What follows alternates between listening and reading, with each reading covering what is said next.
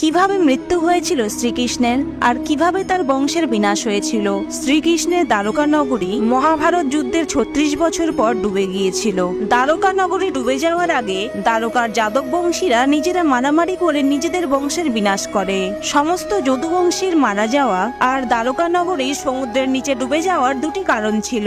এক, গান্ধারীর 100 পুত্রের মৃত্যুর পর ক্ষোভে দুঃখে শ্রীকৃষ্ণকে অভিশাপ দিয়েছিলেন, যেভাবে কৌরব বংশের বিনাশ হয়েছে ঠিক সেইভাবে যদু বংশেরও বিনাশ হবে। 2, একবার বিশ্বামিত্র, কর্ণ, নারদ প্রমুখ মহর্ষিরা দ্বারকায় এসেছিলেন। তখন দ্বারকার কিছু যুবকেরা ঋষিদের সঙ্গে উপহাস করতে শ্রীকৃষ্ণের পুত্র শাম্বকে শাড়ি পরিয়ে গর্ভবতী মহিলার বেশে ঋষিদের কাছে পৌঁছে জিজ্ঞেস করেন, মহর্ষিরা আপনারা বলুন, এই স্ত্রীর গর্ভের সন্তান ছেলে না মেয়ে? ত্রিকালদর্শী মহর্ষিরা এই অযৌক্তিক উপহাসের কারণে ক্রোধে মিথ্যা গর্ভের অভিনয়ের জন্য শাম্বকে অভিশাপ দেন সে একটি লৌহ মুষলে জন্ম দেবে আর এই মুষল দিয়েই যদুবংশের বিনাশ ঘটবে। অভিশাপের ফলস্বরূপ শাম্ব পরদিনই একটি মুষলের জন্ম দেয়। শ্রীকৃষ্ণ ভালোভাবেই জানতেন এই অভিশাপ অতি অবশ্যই ফলবে। মুষলের প্রহার থেকে যদুবংশীদের বাঁচাতে রাজা উগ্রসেন মুষলটিকে টুকরো টুকরো করে সমুদ্রে ফেলে দেন। সমুদ্রে একটি মাছ লোহার একটি টুকরো খেয়ে নেয় আর বাকি টুকরোগুলি সমুদ্রের স্রোতে সমুদ্র তটে এসে জমা হয়ে সেখানে ঘাসের উৎপত্তি হয়। বলা হয় ততদিনে গান্ধারীর অভিশাপের প্রভাব শুরু হয়ে গিয়েছিল। যদুবংশীদের মধ্যে স্ত্রীদের প্রতি অসম্মান, মদ্যপানের মতো অনৈতিক কাজকর্ম বেড়ে গিয়েছিল।